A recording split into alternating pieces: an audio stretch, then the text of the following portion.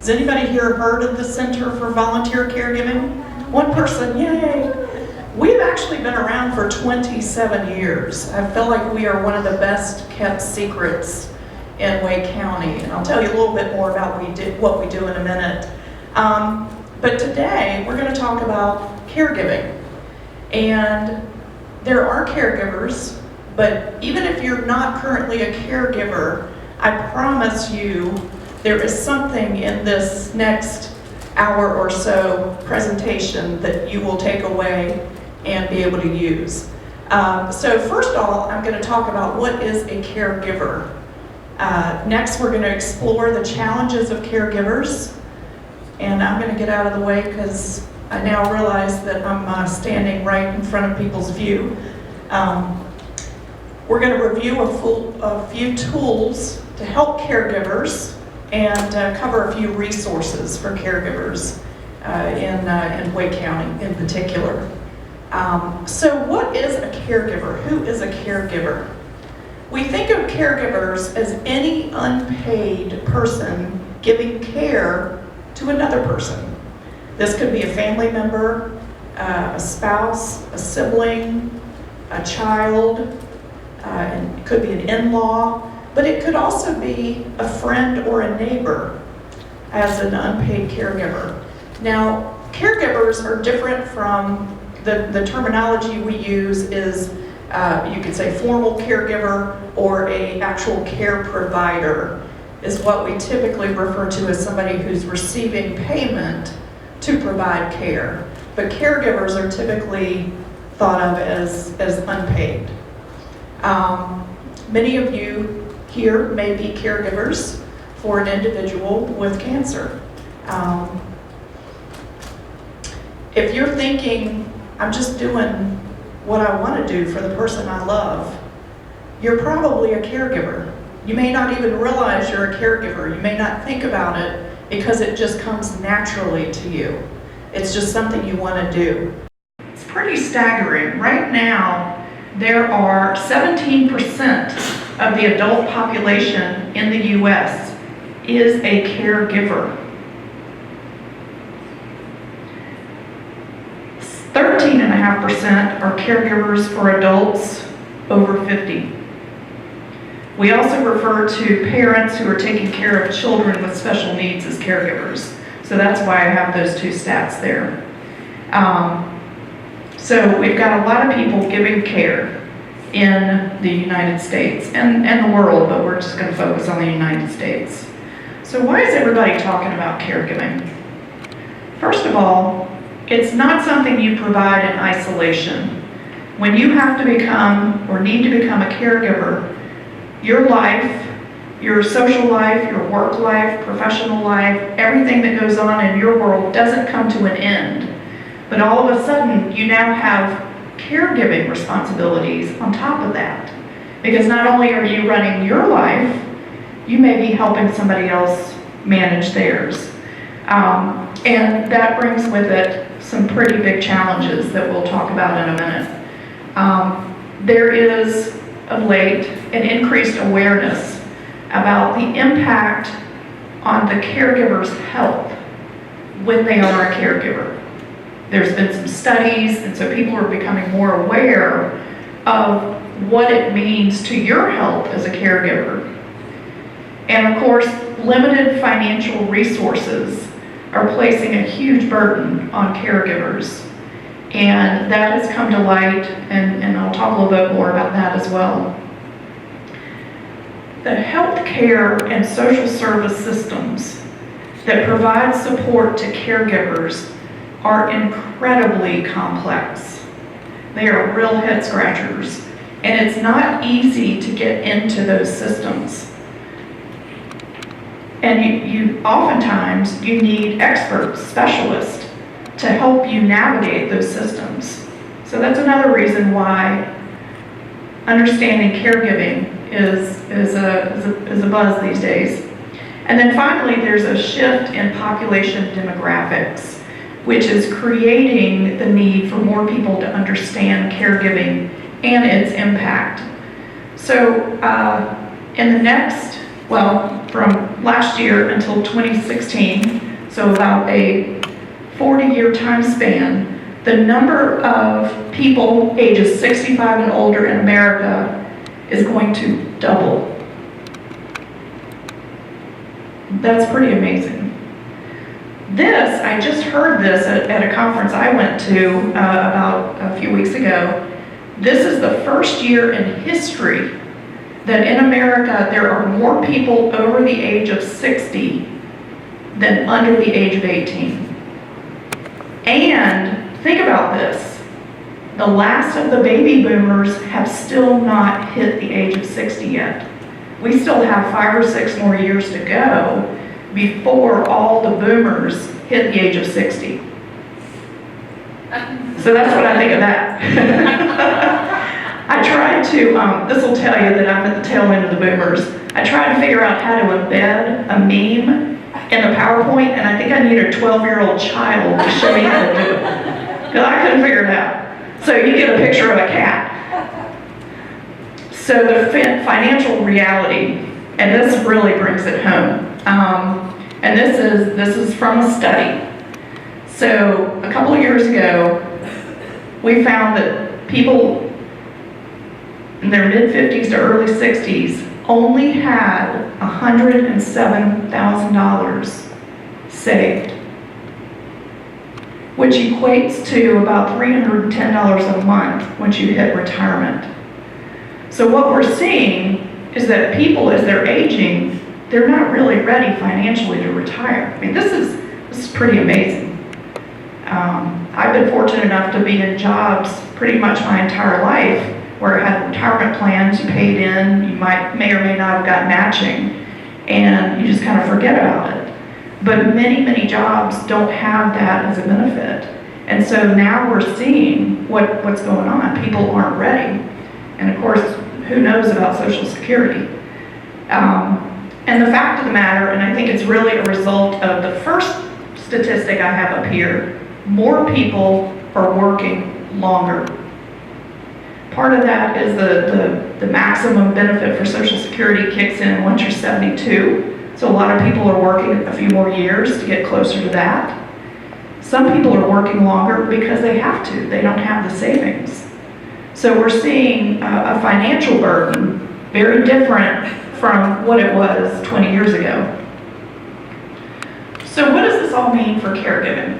And how do we think about caregiving? When is somebody a caregiver? Because if you fall down and skin your knee, you might have to put some ice on it, but that's a very short-term medical issue. So it's an acute issue. With acute illnesses, we've got a cure that's available. It's typically short-term, returning to what we think of as normal, the way you've always lived, is not going to take a long time, and the outcome is pretty predictable. But with the chronic illness, it's a very different story. You're not looking at a situation where you have a cure. It's not predictable. You don't know what the outcome is going to be. There's a lot of question marks, and there's a new normal. Things may never go back to the way they were. And so all of these items that come with chronic illnesses create a lot of burdens and stresses on the caregiver. So what are the challenges of caregivers? Who in here right now is currently a caregiver? Just a show of hands, okay. So just kind of popcorning, what do you think the challenges of caregivers are? Or if you're a caregiver, what are you experiencing? Financial. Mm-hmm.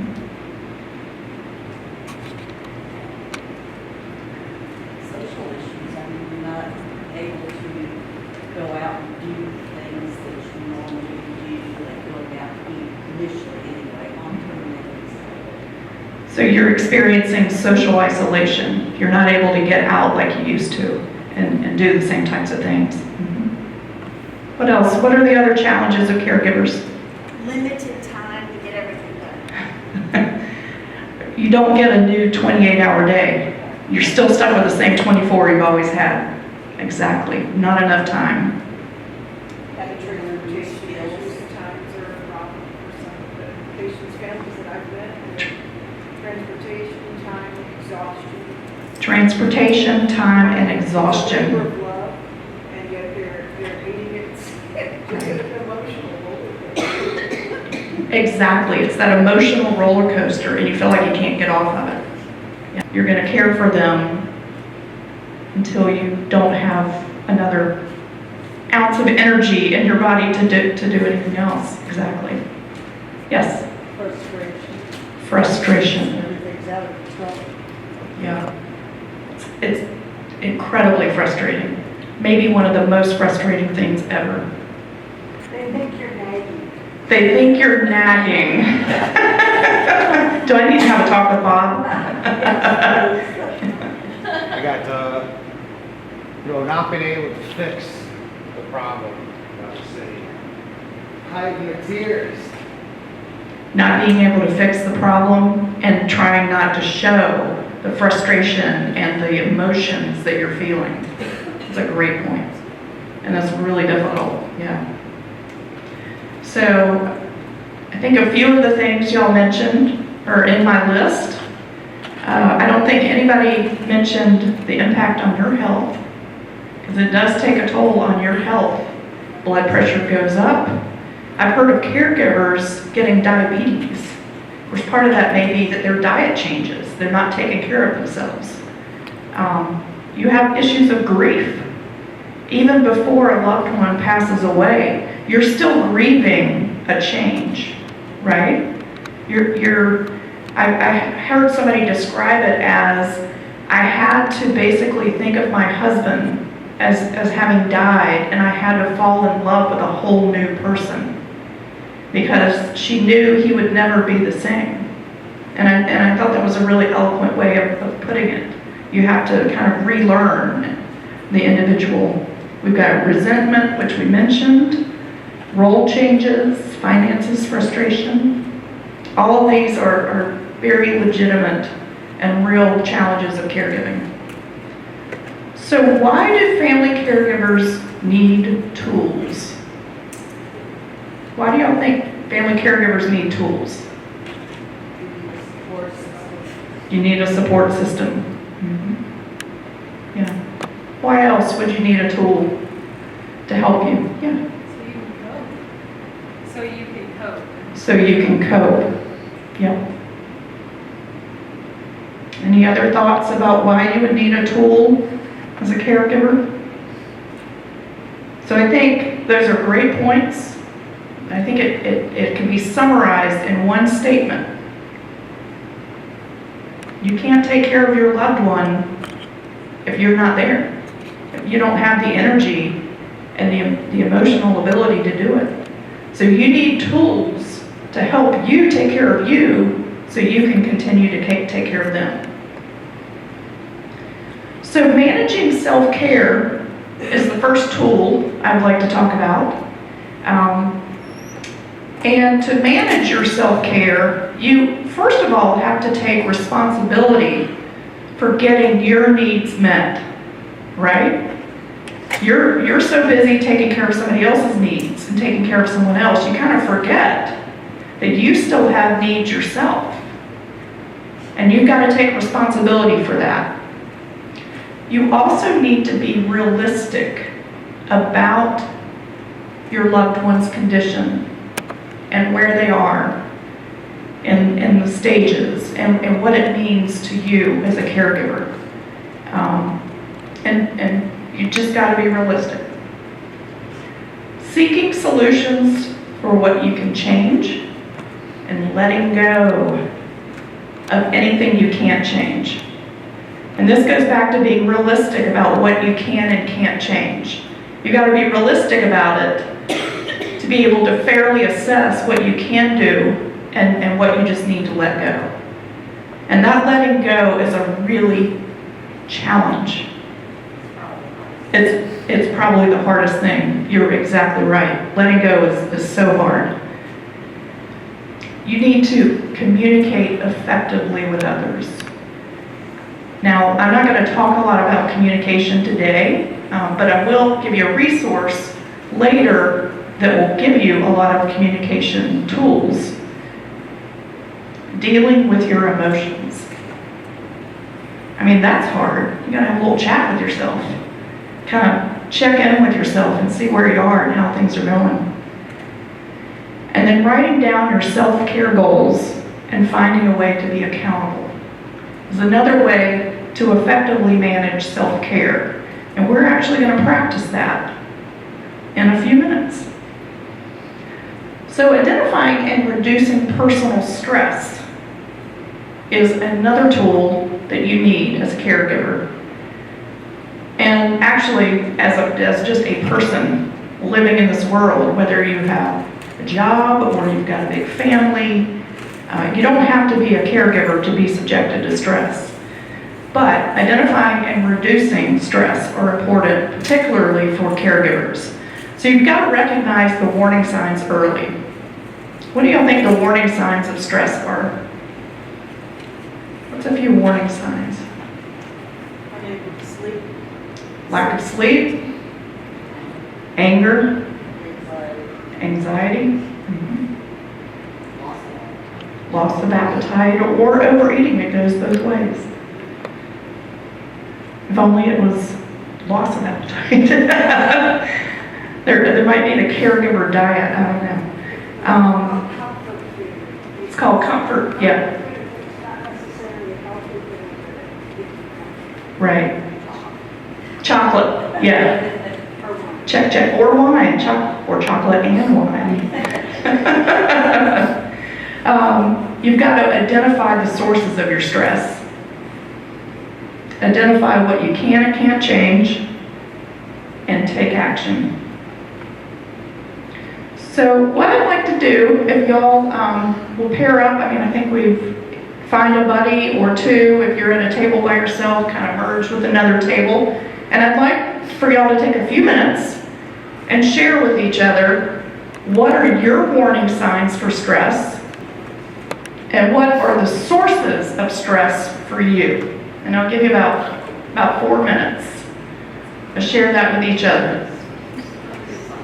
Great conversations. So who wants to share? What's your warning sign for stress? we all could say Sleep, all three of you. Yeah, it's very common. Either way, too much, too little, yep. Who else? I have one that may be a bit odd, but prolonged eye twitching involuntarily. Prolonged eye twitching. I get that too. Usually it's when I'm in a workout that is way over my head. My eye starts twitching and everybody's like, are you okay? And I'm like, no, I'm not. But it's related to stress and exhaustion. Yeah. Stress and exhaustion, absolutely. Who else? Who else wants to share their warning sign for stress? exhaustion also makes it very hard for me to mentally process what I'm going to do at 10 o'clock. It's not going to get Right. I'm still intending, like, It's that mental acuity starts decreasing. You can't quite sort it out and organize it. Yeah. You're on system overload. Who else? Another sign of stress. lack of focus. Headaches. Headaches. Good one. Lack of focus.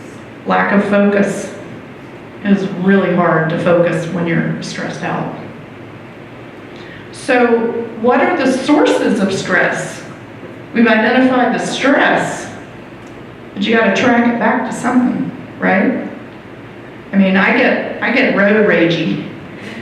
You get me on I-40 at rush hour, and I'm like, oh, white knuckled on the steering wheel. But that's typically it's not the traffic that really bothers me. Something else is going on. So, what are the sources of stress? Lack of control. Lack of control. And constantly trying to work through how you're going to control it. Right. The brain doesn't shut off at all. It just on and on. The brain stays on the whole time. Yeah. Even when you're trying to sleep, you're still logged in. Yeah. Who else? What are our sources? along the same line of loss of control. house, you want to maintain taking care of your loved one, your spouse, or your child. You want to maintain that, you want to do all these other things. You have to give something up. You have to realign what's most important, and that's what we do. Yeah. So trying to do everything you used to do, to keep everything the same, and not accepting that you gotta let something go. The uncertainty of the unknown. That's a great way to put it. What are our other sources of stress as caregivers?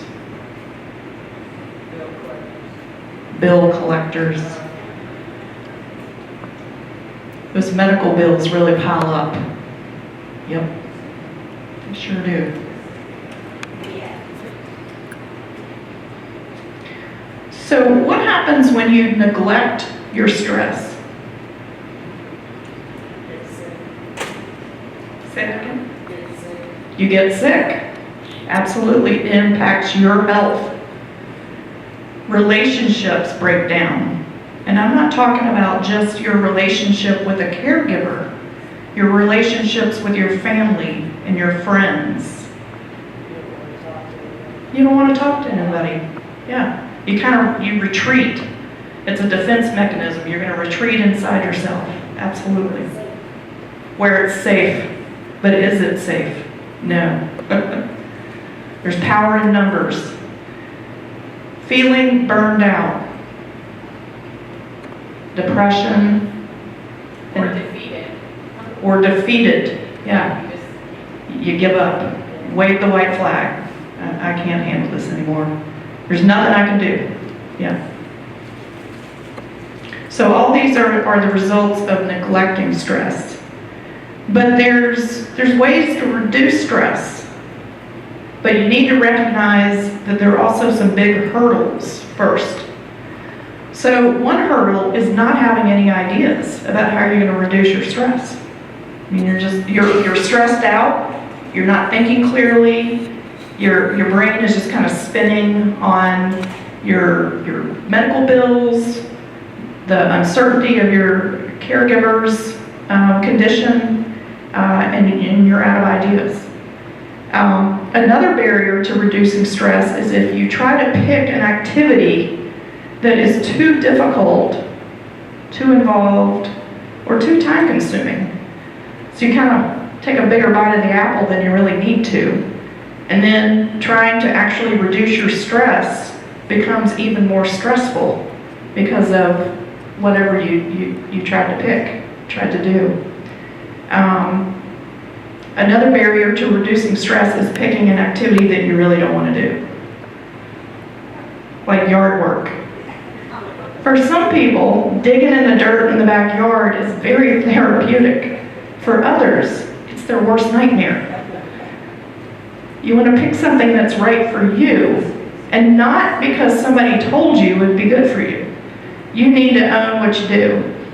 And then the final barrier to reducing stress is picking an activity that is too far in the future.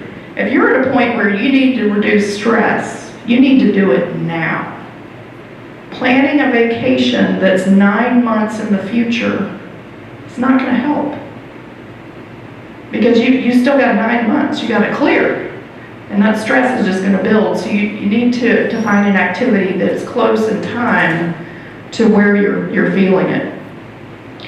So how do you reduce stress? What are some ideas? Read a book. You can't focus long enough to read? How about like a People magazine? That wouldn't do it? I just can't. I mean, it's too much of a conflict. Yeah. Another idea? Yeah. And then those little 30 minutes, they're comical, the 30 minutes, I can fall asleep right there. Or I Yeah. 30-minute show. You don't have to binge watch all of them.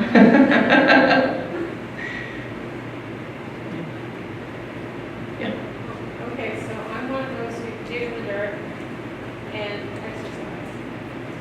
digging in the dirt, and exercise.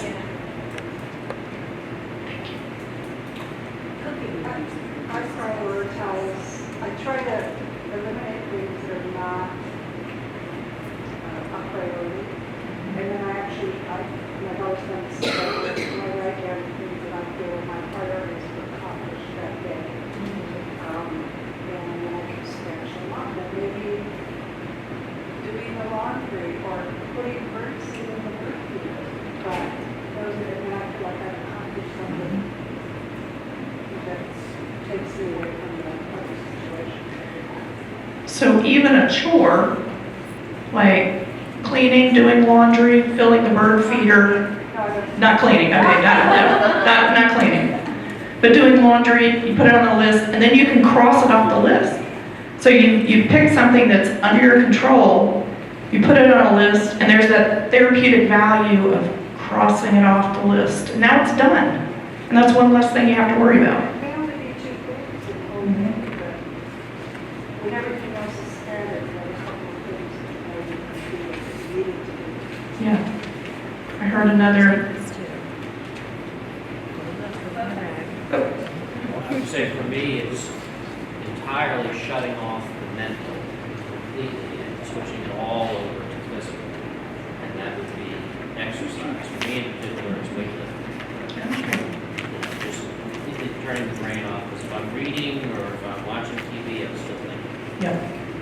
So going all physical, no mental, and shutting that mental side off. Yeah. And physical activity is a great way to do that. Swimming. The therapy of water. Yeah, water is very relaxing. Walking the dog. Animals are good. Yeah. Or if you don't have an animal, go on Facebook and look at crazy cat videos or something.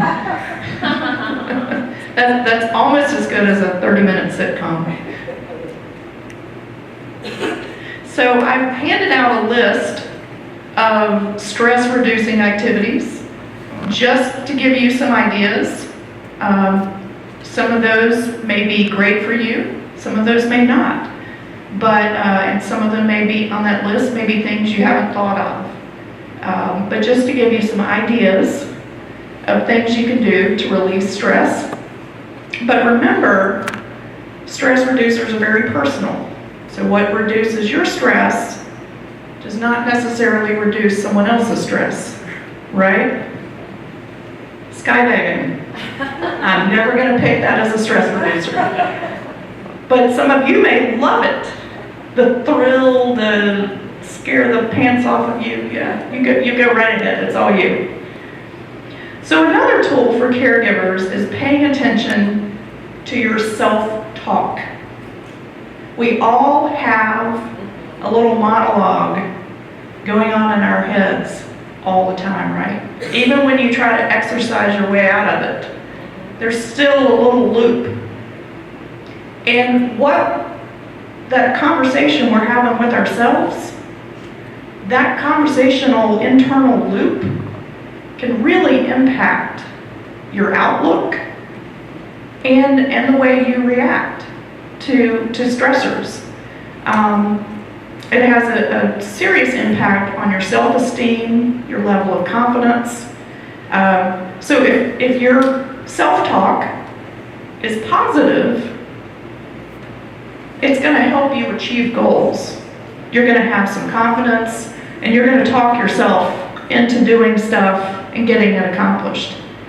But if you have a constant negative loop that you're listening to and giving it internal feedback, that's going to cast a shadow on your outlook and the way that you handle stress. So it's real important that you pay attention to that self-talk. So I'm not going to ask anybody to identify whether they're a positive or a negative self-talk, but you know who you are. If you are a negative self-talker, if you have a negative loop going on in your head, I want you to write down your self-defeating thoughts. Write down what you're thinking. Write down what you keep telling yourself. You don't have to share it with anybody, just write it down for yourself. And then think through how you're going to change those self-defeating thoughts. Because once you're looking at it on paper, it's a little easier to think through and to try to tackle how you're going to change it. And you've also identified that you're running a negative loop. Once you have picked some positive ways to change your negative talk into positive, practice it. Practice it in the car, practice it in the shower, practice it in the mirror. Tell yourself positive things, change your talk, and then practice it in a real life situation. So my homework for you is to listen to your internal talk. You may never have thought about it, but it makes a big impact on how you handle stress and how you handle the challenges of caregiving. Now, action plans are a great way to get things done. And the second handout that you have is an action plan. And this is actually a part of a class that I'll tell you a little bit more about called Powerful Tools for Caregivers. But I want everybody to actually, we're going to do an action plan, like right now. We have plenty of time. So I want you to think about something you want to do for you in the next week. Not something somebody else wants you to do, not something you think you have to do, something you're going to do for yourself. And it needs to be attainable in the next week. And the action plan that I've given you, the written action plan, guides you through how to make it specific. Because the chances are better that you're going to accomplish it, attain the goal, if it's specific. So you need to write down what it is, when you're going to do it, how many times you're going to do it, if that applies, how often. And the action plan that I've given you actually has days. So you can fill in the exact day that you're going to do it. So I want everybody to take a minute and fill out their action plan.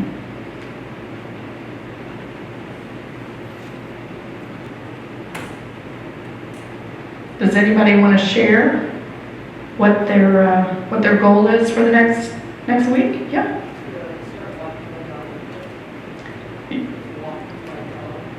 You're going to start walking your dog again. So you got away from doing that, you're going to get back into it. Now, I like the way you phrased that. I am going to start walking my dog again. You didn't say, I'm going to try. You were very definite. I'm going to do it. And that tells me you have the confidence and the commitment to do it. And my guess is walking your dog gives you a lot of joy. Now, did you pick a number of times you're going to do it in the week? Daily. Great. So what's your confidence level that you're going to get that done daily over the next week? An 8? That's pretty good. That's pretty good. Does anybody have one with a confidence level of 5 or less? No? Good. Anybody else want to share their goal for the week? Yeah. Unpacked essentials, but there are a lot of unpacked boxes. So I'm going to unpack one box a day. So unpacking 1 box a day from a recent move, that's a great goal. You're going to clear some pathways. That sounds like it's going to be very satisfying.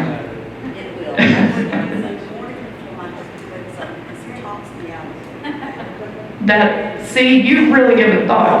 You know exactly when during the day you're going to do it. You're going to do it in the morning before a barrier to getting it done pops up. That's great. That's great.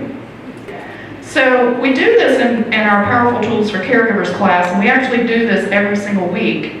And then the next week's class, this is the first thing we talk about, and everybody shares whether they accomplish their goal or not. That is absolutely a zero judgment zone. And everybody kind of chips in and helps for anybody who wasn't able to accomplish their goal on how to accomplish it. So there's a built-in accountability when we do this with the class. But I encourage you, if you think this is something that will help you, to find an accountability partner in your real life. Somebody who will kind of hold you to it, and somebody you can kind of talk through. Because when you know that somebody is expecting you to report out, chances are better that you're actually going to do it than if nobody is checking in on you. So I'd like to talk a little bit about some resources. Our agency is one resource in Wake County for caregivers. We're actually running 3 different programs, and our Caregiver Respite program is one of the 3. What we do as an agency, we recruit and train volunteers to provide caregiving services to older adults and adults with disabilities all across Wake County. Last year, we had about 330 volunteers provide services to just over 300 people. So we're serving a lot of people. We're onboarding volunteers all the time. So we always have a fresh crop for our new clients, and we never charge for our services. Our services are always free. For our Family Caregiver Respite program, we served 56 people last year with just under 1,800 hours of services. And so what we do is we match family caregivers with volunteers, and the volunteer provides respite care. So if you're taking care of someone 24/7 and you can't leave them alone, the volunteer will come and stay with them while you go out, whether it's shopping, whether you need a massage. It's all about respite care for the family caregiver. So that's what our volunteers are there to help you do. Another resource, and I mentioned this, is Powerful Tools for Caregivers. This is an evidence-based program. You can look it up online. It's powerfultoolsforcaregivers.com. It's an evidence-based program that's a 6-week, and we do the 90-minute-a-week class. And it's a small class for caregivers. Now, it's not a support group. It's set up differently because it's set up to provide you with skills. Some of the stuff we've talked about today, but as you can imagine, what we cover in 6 weeks, 90 minutes to 2 hours a week, is a lot more in depth. And we cover a lot of communication tools that I just don't have time to talk about today in an hour. We typically run 3 to 4 classes a year. And I think our first class this coming year is going to be in October, maybe in Garner. We're going to run one in North Raleigh, and then I think we're going to run one in Southeast Raleigh this year also. We don't have the dates set in stone yet. But if you're interested, Toma has attended last spring, I think it was. So she can give you a first-hand view of it, but just give me your name and I'll make sure you get on the list. And once we have our classes set, we'd love to have you come to the class again. This is a free class. It doesn't cost you anything. We do ask for a donation to cover what's called the Caregiver Help Book, but that's 100% voluntary. So it's just a donation to help defray the cost of the book. That's a great tool for caregivers. Respite care, we're providing it with volunteers, but every now and then we come across someone who needs respite care and they're in the edge of the county where we don't have any volunteers, or we seem to have a lot of volunteers in one area and they're in another area. There are actually 2 separate voucher programs that are available to family caregivers where you get money to purchase caregiver respite. So you would pay a home care agency, a home care aide, to come in and stay with your loved one while you go out. The lifespan respite voucher is $500, and you have 90 days to spend the money.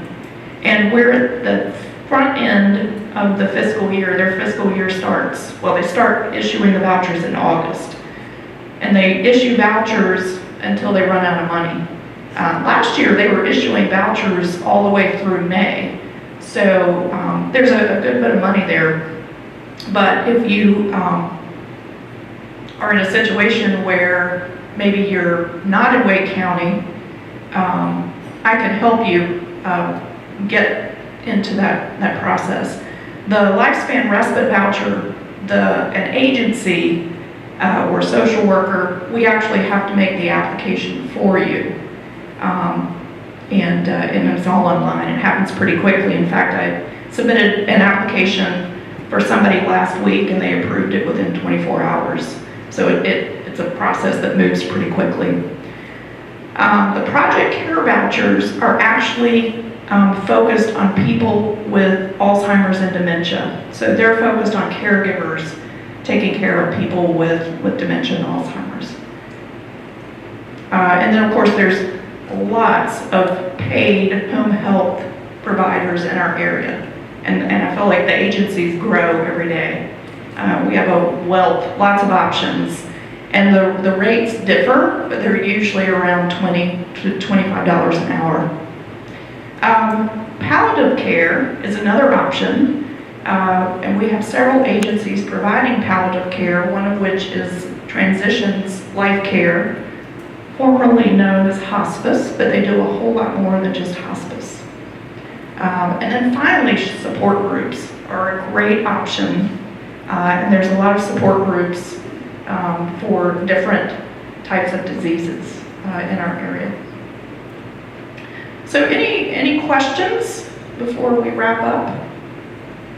I left brochures for the Center for Volunteer Caregiving on the table, the registration table.